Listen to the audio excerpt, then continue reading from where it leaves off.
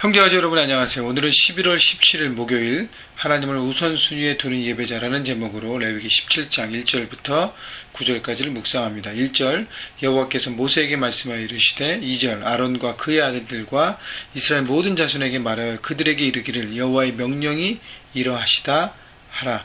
자, 하나님께서 모세에게 말씀하시면서 모세에게 아론과 그의 아들들 제사장을 얘기하고요. 그 다음에 이스라엘 모든 자손들에게 하나님의 말씀을 전하게 하십니다. 근데 그 하나님의 말씀을 어떻게 표현하죠? 여호와의 명령이 이러하시다. 여러분, 하나님께서 우리에게 주신 말씀은요, 내가 원하면 지키고 내 마음에 들지 않으면 지키지 않을 수도 있는 어떤 선택의 요소가 있지 않습니다. 여러분, 하나님 주신 말씀은 반드시 명령입니다.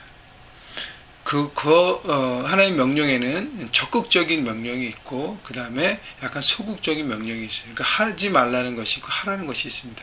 하지 말라는 것을 하지 않는 것도 명령에 순종하는 것이지만, 하라는 것을 하는 것도 명령에 순종인 것입니다. 여러분, 그래서 하지 말라는 것, 하지 않는 것, 그거는 우리가 잘 귀 기울이는데, 하라는 것은 안 할 때 그것을 명령에 불순종하는 것을 어떨 때 생각 못하는 것 같아요. 그래서 하라는 것도 우리가 귀하게 듣고 어떤 명령이든지 제가 듣겠습니다. 그래서 말씀은 모두 순종해야 하는 것이에요. 주신 말씀은 순종하라고 우리에게 주신다는 것을 여러분 분명히 아시고요. 한 번 더 말씀드리지만, 내가 편할 때, 내가 다 쉽다고 할 때, 순종하기 쉽다고 할 때만 지키는 것이 아니라, 내가 어떤 상황에 있든 관계없이 말씀을 반드시 지켜야 될 우리의 삶의 기준이 되는 것을 여러분 생각하시고 말씀대로 살아가시는 여러분 모두가 되기를 주님의 이름으로 축원합니다. 3절 이스라엘의 집의 모든 사람이 소나 어린 양이나 염소를 진영 안에서 잡든지 진영 밖에서 잡든지 먼저 회막문으로 끌고 가서 여호와의 성막 앞에서 여호와께 예물로 드리지 아니하는 자는 피 흘린 자로 여길지라.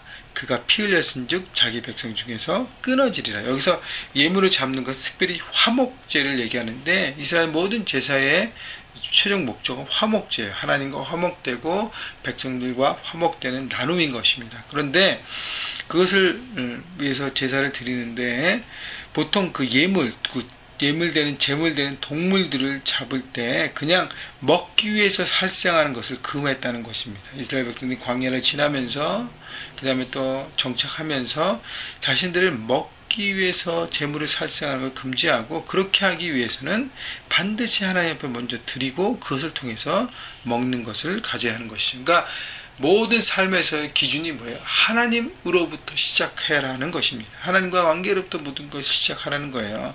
그래서 회막문으로 끌고 가서 여호와의 성막 앞에서 하나님께 여호와께 예물을 드리지 아니하는 자는 피 흘린 자로 여길지라. 그냥 단순히 내가 먹기 위해서 동물을 살생하면 그것은 살생으로 여겨서 죄악, 부정하게 여겨서 자기 백성들이 끊어지는, 그래서 공동체에서 함께 살 수 없고 말씀에 대한 불순종하는 자로 여긴다는 것입니다. 그래서 모든 삶의 중심이 바로 하나님 앞에 있음을, 하나님으로부터 시작됨을 얘기하는 것이죠. 그래서 제물을 잡고 화목제를 드릴 때는 제사장에게 드리는 일부를 튀고 나머지는 어떻게 해요? 본인이 먹잖아요. 본인의 가족과 본인의 이웃과 함께 먹습니다. 다 먹게 돼요.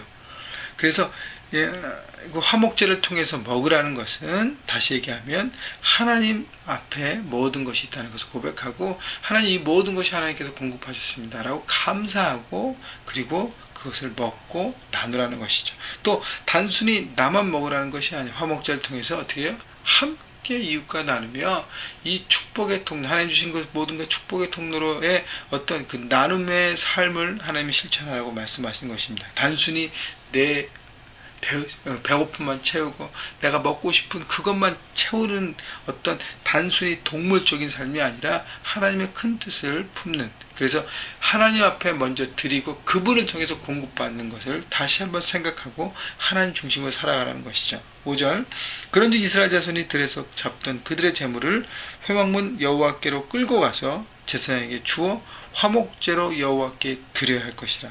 그래서 화목제로 하나님 앞에 먼저 드리는 것이 중요하다고 구체적으로 설명하고 있어요. 6절 제사장은 그 피를 회막문 여호와의 제단에 뿌리고 그 기름을 불살라 여호와께 향기로운 냄새가 되게 할 것이라. 자, 피를 뿌립니다. 항상 피가 없는 제사는 없어요. 피를 뿌립니다. 그리고 기름을 불살라 여호와께 향기로운 냄새로 그 기름을 태웁니다. 여러분, 기름은 축복이라 그랬죠.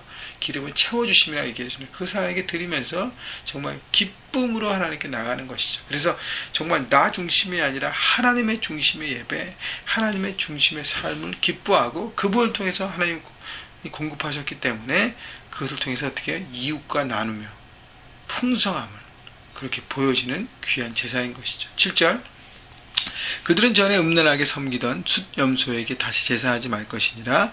이는 그들이 대대로 지킬 영원한 규례이라. 자, 당시에 그 숫염소를 드리는 우상숭배가 있었습니다. 그래서 숫염소의 우상숭배, 그 우상숭배를 철저하게 버리라는 것이죠. 우상에게 우리의 마음을 주지 말라는 거예요. 우상숭배는 뭐예요? 내가 중심이 되는 예배를 살겠다는 거예요.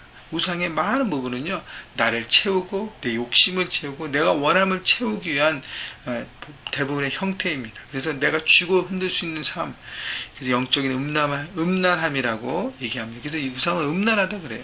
왜냐하면 하나님만 바라봐야 될 사랑의 관계가 다른 것을 바라보기 때문인 것이죠. 그래서 나를 중심이 될 때는 우리는 우상에게 절을 할 수 있고 우상을 선택할 수 있습니다. 하나님을 중심으로 하면 나를 꺾고 나를 포기하고 나를 죽이고 하나님의 뜻에 그 중심에 우리는 살아가게 되는 것입니다.